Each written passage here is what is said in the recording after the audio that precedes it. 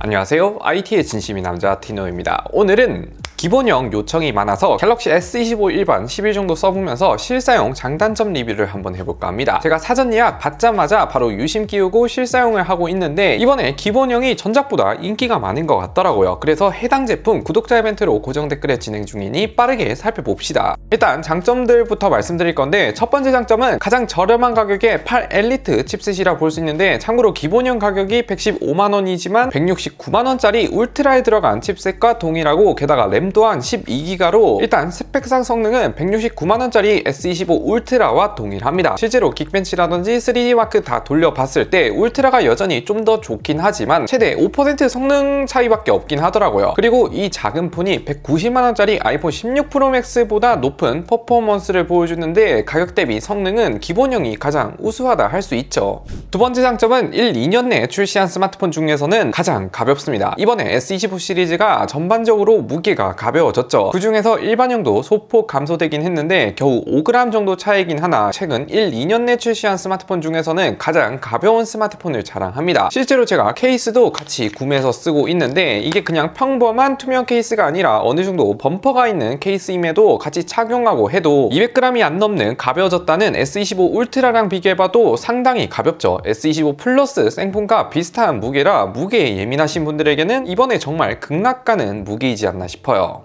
세 번째 장점은 최적화가 빠질 수 없는데 성능뿐만 아니라 이번에 소프트웨어에서도 시너지 효과가 좋은데 예전에 뭔가 성능은 어느 정도 따라왔지만 소프트웨어는 여전히 좀 버벅거린다 해야 되나 손발이 서로 맞지 않는 느낌이었는데 1년 만에 최적화가 정말 iOS와 버금갈 정도로 빠르게 따라왔습니다. 예를 들어 제로 셔터렉은 제가 너무 많이 말해서 재미없으실 것 같고 굴락을 통한 최적화 부분들 아이콘 자유 배치 같은 거 버벅임 없이 잘 구동이 되고 전반적인 애니메이션들이 끊김없이 작동이 되다 보니 최적화와 성능 시너지가 아주 훌륭합니다. 네 번째 장점은 기본형 역사상 가장 최고의 스피커인데 전작의 S24 제가 서브폰으로 쓰기도 했지만 S24 내장 스피커가 뭐라 해야 되지? 최대 볼륨으로 올리면 고음 찢어지는 현상이라든지 저음이 좀 부족해서 저는 EQ 튜닝을 해서 들었거든요. 그런데 이번에는 웨이브렛이나 EQ 튜닝 할 필요 없이 기본 스피커가 갤럭시 기본형 스피커 역사상 가장 훌륭한 스피커 음질을 들려줬습니다. 출력도 조금 커진 것 같고 고음 찢어짐 현상 많이 잡혔고 저음과 베이스가 어느 정도 생긴 베이스가 상당히 좋아졌어요.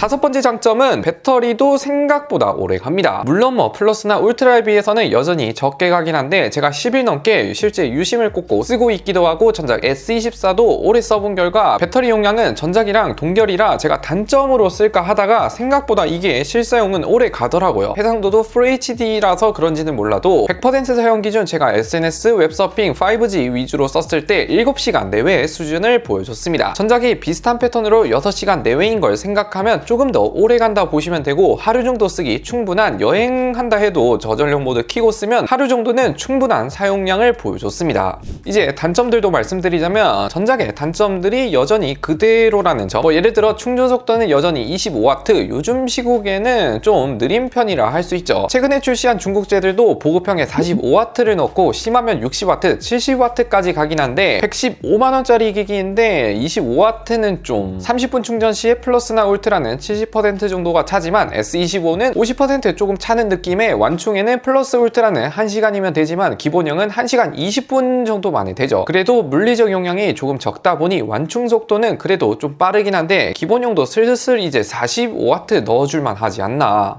두 번째 단점은 뭔가 초기 발열이 빠르게 올라온다는 점. 예를 들어 카메라를 켰을 때 물론 오래 쓰면 칩셋 가부하가 있기 때문에 발열이 당연히 올라오긴 한데 올라오는 속도가 전작보다 좀 더 빠르게 올라오고 스마트폰을 오래 만졌을 때 쓰면 뭔가 미지근하게 계속 유지가 되는 느낌이 있더라고요. 이게 겨울인데도 조금 체감이 되고 제가 직전에 썼던 S25 울트라와 비교해봤을 때도 좀 더 체감이 되다 보니 이거는 확실히 발열이 좀 올라온다 봐도 되지 않나. 물론 케이스 쓰고 하면 직접적인 발열이 덜하긴 한데 울트라라든지 전작 기본형들보다는 빠르게 올라오는 건 사실입니다. 세 번째 단점은 사실 유저분들이 많이 꼽은 거긴 한데 UWB가 기본형은 여전히 빠졌죠. 그러나 이게 저한테는 생각보다는 단점이 아니었던 게 있는데 한국에서 대표적으로 차량키 대용으로 많이 쓰시죠. 최근에 뭐 소나타급 이상 풀옵션에 디지털 키2라고 스마트폰에 넣어서 차량키 대용으로 문을 열 수 있는 옵션이라 보면 되는데, 물론 최신 차량에 풀옵션이나 옵션을 많이 넣은 사람들 입장에서는 무조건 단점이 맞긴 하나, 저처럼 원래 차량이 없거나 내 차에는 그런 옵션이 없다 하면 굳이 있던 없던 크게 문제는 없었던 것 같아요. 그리고 FHD 플러스급 패널이 여전하다는 것도 많이들 단점으로 지적하긴 했는데, 스펙상 단점이긴 하나 막상 이걸 쓰면 애초에 PPI가 400PPI가 넘다 보니까 육안으로 볼 때 뭐 그렇게 해상도가 구려 보이거나 하지 않고 여전히 좀 선명하게 볼 수 있긴 합니다.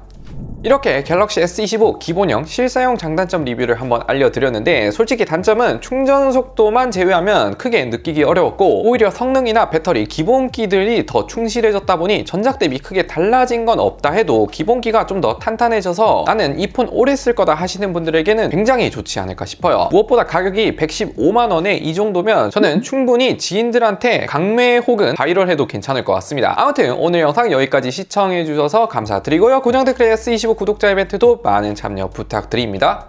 끝!